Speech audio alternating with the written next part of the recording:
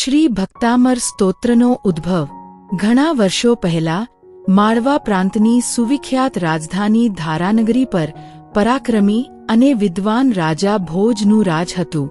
રાજા ભોજ માત્ર શૂરવીર જ નહીં, પરંતુ કલા, સાહિત્ય, સંગીત અને આધ્યાત્મિક ચર્ચામાં ખૂબ જ રસ ધરાવતા હતા.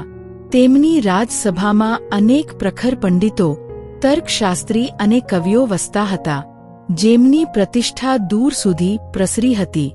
રાજા તેમની વિદ્વત્તાને ખૂબ માન આપતા અને ક્યારેક તો ધર્મચર્ચા, તર્ક વિતર્ક તથા ચમત્કારિક શક્તિઓની કસોટી કરી તેમની કથિત શક્તિઓનું મૂલ્યાંકન કરતા. એ જ સમયગાળામાં બે વિખ્યાત પંડિતો મયુર પંડિત અને બાણ પંડિત તે ધારાનગરીમાં નિવાસ કરતા હતા. બંને વચ્ચે સસરા જમાઈનો સંબંધ હોવા છતાં વિદ્વત્તામાં કોણ આગળ છે એવી હરીફાઈ તેઓ વચ્ચે હંમેશા રહેતી. તેથી રાજા પણ કોણ વધારે વિદ્વાન છે તે નક્કી કરી શકતા ન હતા. એક દિવસ અચાનક મયુર પંડિતને શરીર પર કોઢ દેખાવા લાગ્યો. વિદ્વાન હોવા છતાં આ દુઃખદ રોગથી તેમનું મન દુઃખી થઈ ગયું. તેમણે અનેક વૈદ્યોની સેવા લીધી, પરંતુ કોઈ ઉપચારથી રાહત ના મળતા અંતે નિરાશા છવાઈ ગઈ. દિવસો સુધી દુઃખી થયા પછી તેમને અંતરમાં વિચાર આવ્યો, હવે માનવ ઉપચારથી કમી નથી થતું, કદાચ દેવી દેવતા તરફ વળવું જોઈએ. અંતઃકરણની આ પ્રેરણાથી તેમણે સૂર્યદેવની ભક્તિ કરવાનું નક્કી કર્યું. ઉપવાસ, ધ્યાન, મંત્રોચ્ચાર અને અખંડ ભાવથી તેમણે ઉપાસના આરંભી. ધીમે ધીમે થોડા દિવસમાં તેનો કોઢ રોગ મટવા લાગ્યો. જ્યારે લોકોને આ વાતની જાણ થઈ, ત્યારે આ વાતની ચારેકોર ચર્ચા થવા લાગી અને વાત રાજસભા સુધી પહોંચી ગઈ. આથી રાજસભામાં મયુર પંડિતની કીર્તિ પ્રસરી. ત્યારે દ્વેષીલા બાણ પંડિતથી આ સહન થઈ ન શક્યું, એટલે તેણે પણ કાંઈક ચમત્કાર બતાવવા વિચાર કર્યો. તે રાજા પાસે ગયો અને રાજાને કહ્યું, હું પણ દેવી શક્તિ ધરાવું છું. આપને મારી શક્તિ નિહાળવી હોય તો હે રાજન મારા હાથ પગ કાપી નાખો. હું દેવીની ઉપાસના કરી તે પાછા સાજા કરી દઈશ. પહેલા તો રાજાને તેની વાત ઉપર વિશ્વાસ ના આવ્યો, પરંતુ તેનો આગ્રહ જોઈને રાજાએ આશ્ચર્યપૂર્વક તેની વિનંતી માન્ય રાખી અને તેમના હાથ અને પગ કાપવાનો આદેશ આપ્યો. સૈનિકો એ તો તલવારના ઘા સાથે તેમના હાથ પગ કાપી નાખ્યા અને શરીરથી અલગ કરી નાખ્યા. બાણ પંડિતે દેવીની ઉપાસના કરી અને થોડા સમયમાં તેના અંગો ફરીથી યોગ્ય રીતે જોડાઈ ગયા, જાણે કશું થયું જ ન હોય. આવા ચમત્કારોથી રાજા ભોજ તથા બીજા અનેક માણસો શૈવ ધર્મની ઉપાસના કરવા લાગ્યા અને મયુર અને બાણ બંને પંડિતો પૂજાવા લાગ્યા.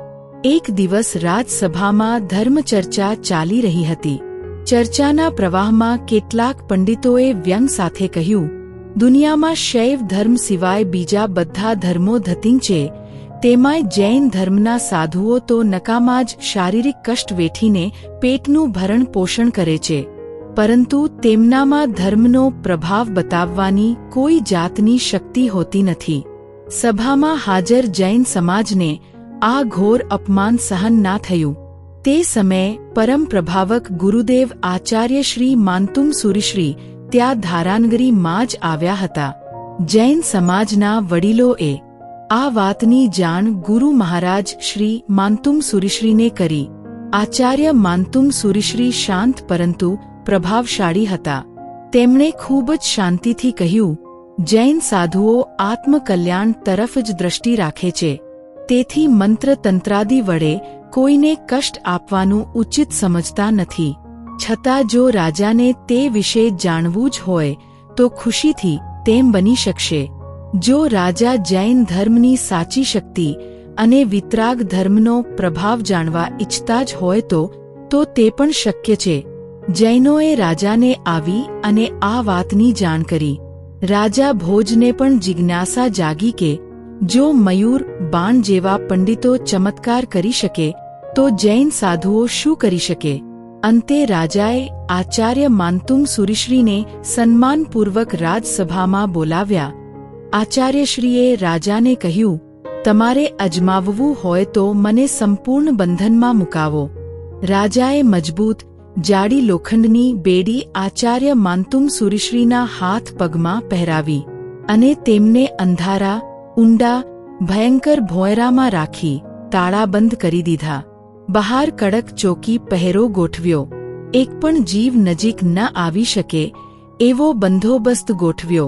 મયુર પંડિત અને બાણ પંડિતને તો એમ જ હતું કે આવા સખ્ત તાળાબંધ ભોંયરામાં જૈન આચાર્ય કંઈ કરી નહીં શકે અને તેમને રાજાના ચરણોમાં હાર માનવી પડશે.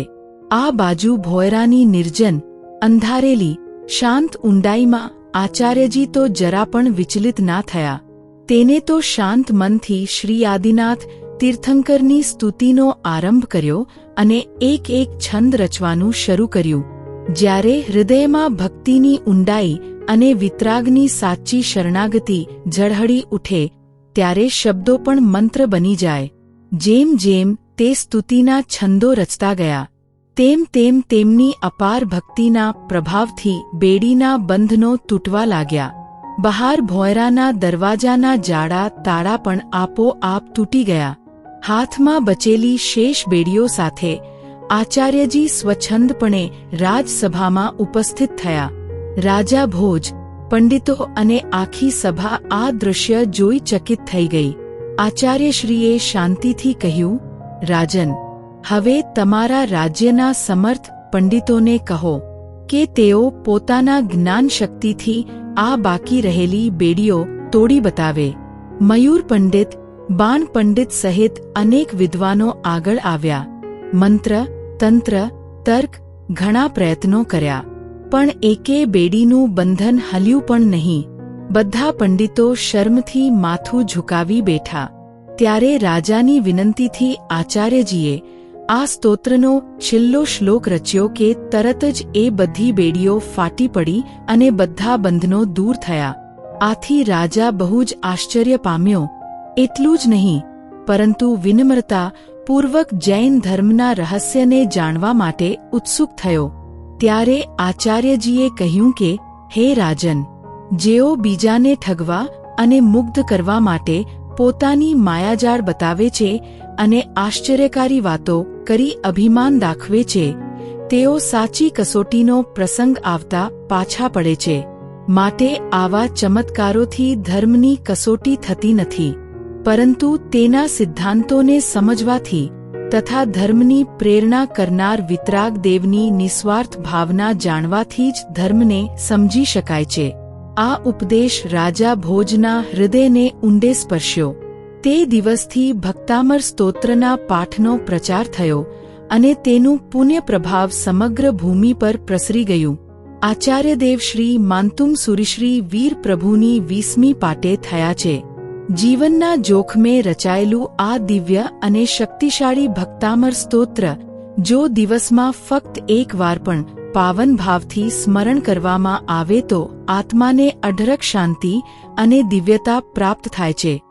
જૈન ધર્મના ઇતિહાસમાં આવી ઘણી પ્રેરણાદાયી કથાઓ સમાયેલી છે, જેમાંથી આપણને ત્યાગ, ભક્તિ અને અહિંસાનો અમૂલ્ય સંદેશ મળે છે.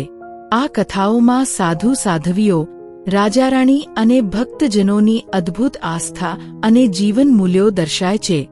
જૈન ધર્મના તે તેજસ્વી તારલાઓની પ્રેરક કથાઓ સાંભળવા માટે અમારી ચેનલ જૈન લાઇબ્રેરીને સબસ્ક્રાઇબ કરવાનું ભૂલશો નહીં.